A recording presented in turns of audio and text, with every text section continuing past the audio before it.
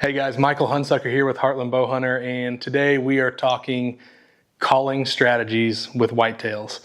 And if you guys have bow hunted long enough and you don't carry a grunt tube in your pack, I would be very, very surprised. I mean, most hunters, when that pre-rut rolls around, or even that early October phase, the deer start to get a little bit vocal, and it can be the difference in a buck just walking by out of your life and getting his attention and bringing him into bow range. So really, when it comes to grunting, it is extremely situational, just like everything hunting wise.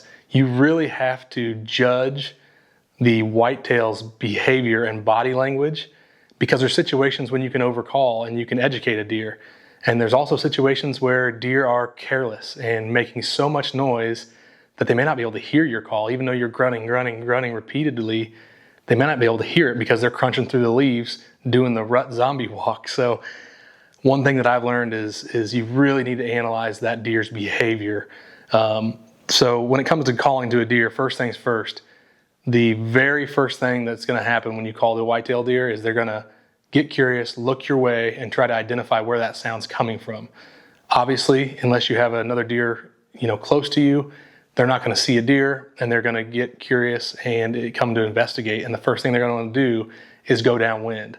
And so there's definitely setups that I have that are way more prone to calling frequently or being successful calling because of the barriers of deer getting downwind, whether that be a creek behind you or a ditch or a tree row that you don't think a deer is going to investigate into. But if you're in a wide open field and you're in a single tree and you call and the deer can't see any other deer around, there really is no reason to come investigate. So the best situations for calling are definitely when you do have thick cover nearby and you can trick a deer into thinking there's another buck in the area. So I always like to start off light and then increase my aggressiveness based on the deer and the behavior.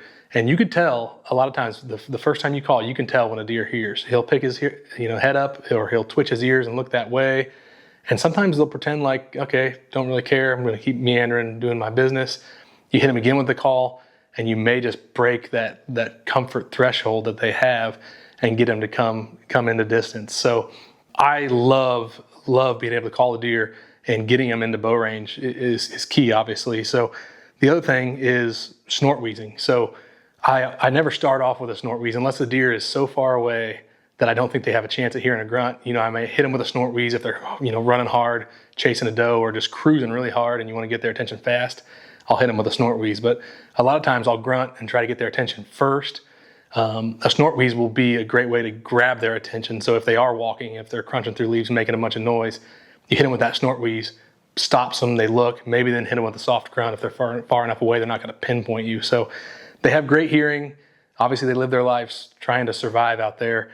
And so you don't want a deer to be able to pinpoint your exact location, look up in a tree and see you grunting, obviously. So you want him to think there's a deer close by in cover, and you want him to come and investigate that. So those are really the main things when it comes to grunting. And I think the biggest thing is trial and error, experience, learning in the field. I'm still learning to this day. You still have situations where you pull out a grunt tube and call, and a buck may not come, and you change tactic and boom, he comes. And so you really never know what you're getting into. But I think the biggest thing is really just being aware of the deer and not over calling to a deer that definitely heard you, that maybe doesn't care, because you don't want to educate them further down the road. So with those tactics, I think you could be more successful in the woods during the fall with a grunt tube in your hand.